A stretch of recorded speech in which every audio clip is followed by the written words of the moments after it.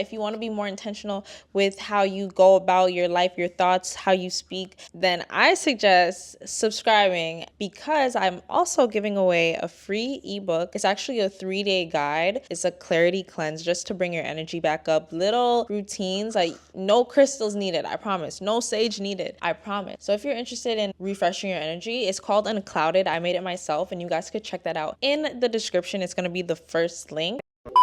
Stella, get into it, man. Hey guys, welcome back to my channel. If you guys are new here, I'm Stella, and this channel is for you on your journey of growth and alignment to continue actualizing your higher self. These smell so good. Okay, so the first part of the video, we're gonna be talking about energy drainers, things that make you feel out of it, things that are taking your energy out of you, that makes you feel low. But the second part of the video, we'll talk about energy gainers, so how to get that energy back and reclaim your energy and literally take your energy back. So make sure you stick around to that end.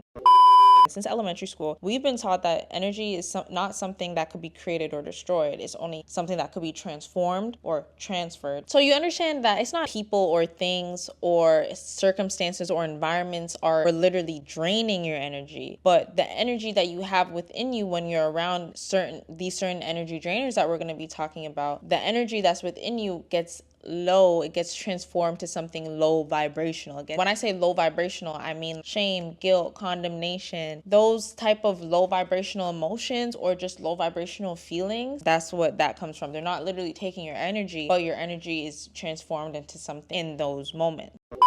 So some of these that we're going to talk about, you might already be like, yeah, duh, that's on the list, but definitely stick around to hear all of these, because some of them you might not have even realized that, oh wait, that might actually be draining my energy, or that could actually help me gain energy.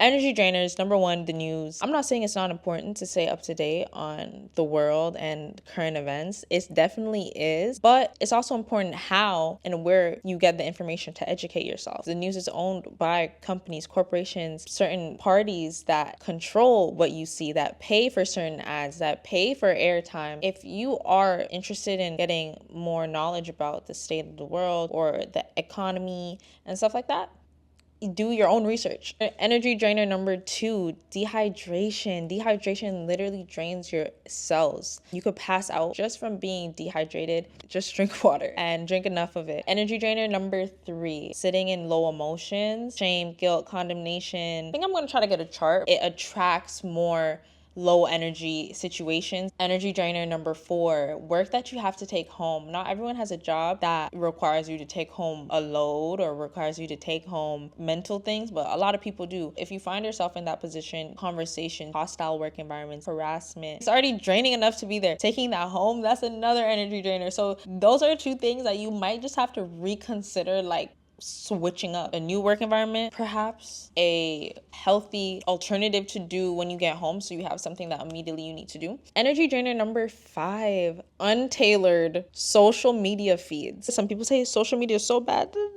Social media is what you make of it, right? So if you have a social media feed of people that you actually don't want to see, of things that you're actually not interested in, of random memes, random quotes, anything that you're seeing on your screen, what you're interacting with is a feedback loop to reinforce what you have in your brain. If you have a feed tailored to get educated about a certain thing, it's going to be reinforcing what is already going on in your mind. That's an energy drainer, but it could also be an energy gainer that we'll talk about if your social media feed is tailored to these things. So be intentional about what you're interacting with. Be intentional about why you go on why you open this app, what you're searching for. Energy drainer number six, and this goes into a lot of time when you have an untailored social media feed, comparison, because then you see things that aren't necessarily inspiring you. You see things that might be triggering you, and it's not even just on social media. It could just be like people you're around sometimes. And comparison is an energy drainer. What they say, comparison is the thief of joy. Energy drainer number seven, a messy or unorganized space, home, work, office is a messy and unorganized mind. Keep them organized, keep them clear. It's going to be reflective of how many tabs are open in your brain. If it's messy, you're going to be like, oh wait, there's all this stuff. You might be like, I know where everything is, but does everything know where you are?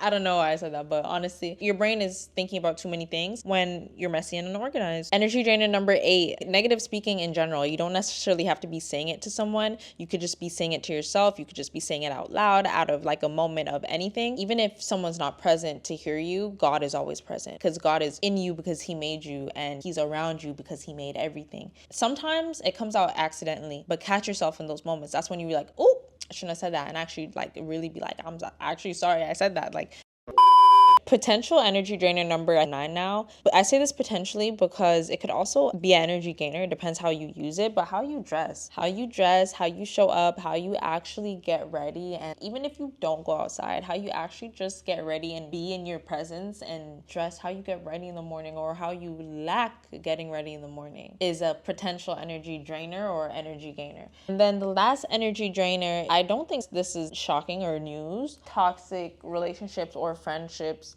stuff that just make you feel like literally like drained of your energy. So now we're going to be talking about energy gainers, and on the other hand, how to get your energy up, up, up. So the first thing is the Bible. I mean, reading the Bible is so refreshing, and also I feel like you guys should know that was going to be on the list. The Bible is just a great way, and prayer is just a great way to get your energy back up there, seek and try to get some clarity and understanding what you're looking for. That's always going to be an energy gainer because it's bringing everything back to the center. When you ask and you search for and you seek for understanding, clarity, wisdom, the fruits of the Holy Spirit, discernment, there is abundance and there is everything for anyone. So when you ask for these things and you believe that, God is so happy to give that to you.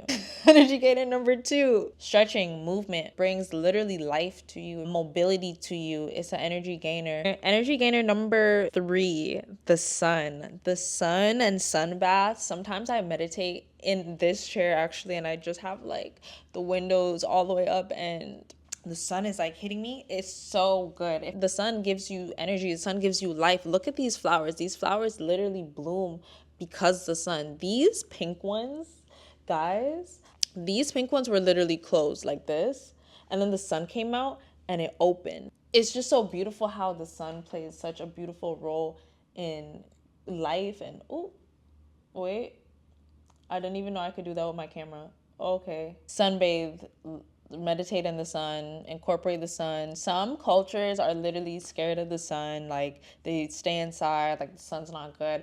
But the sun is made for our skin. I'm not saying stay out overly excessive in the sun, but the sun is good for you. You're like a plant. You're living, like we're all living.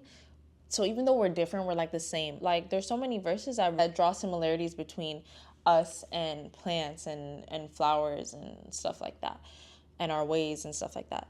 If the sun is able to hit the plant like this, and for it to do this, what do you think the sun is here for you? How much more are you than the birds in the skies? Now I have to read this verse real quick for you guys. So Matthew chapter 6, verse 26. Okay, so let's start from 25. Therefore, I tell you, do not worry about your life, what you will eat or drink, or about your body, or what you will wear. Is not life more than food, and the body more than clothes? Look at the birds of the air. They do not sow or reap or store away in barns, yet your heavenly Father feeds them. Are you not more valuable than they? Can any one of you by worrying add a single hour to your life? And why do you worry about clothes? See how the flowers of the field grow? They do not labor or spin. Yet I tell you, not even Solomon in all his splendor was dressed like one of these. If that is how God clothes the grass of the fields with flowers, which is here today and tomorrow then thrown in the fire, will he not much more clothe you of little faith? So do not worry, saying, what shall we eat? What shall we drink? What shall we wear? For the pagans run after these things, and your heavenly Father knows that you need them. But first seek his kingdom and his righteousness, and all these things will be given to you as well. Therefore, do not worry about tomorrow, for tomorrow will worry about itself. Each day has a trouble of its own. And that was Matthew chapter 6, verses 25 to the end of the chapter. So that is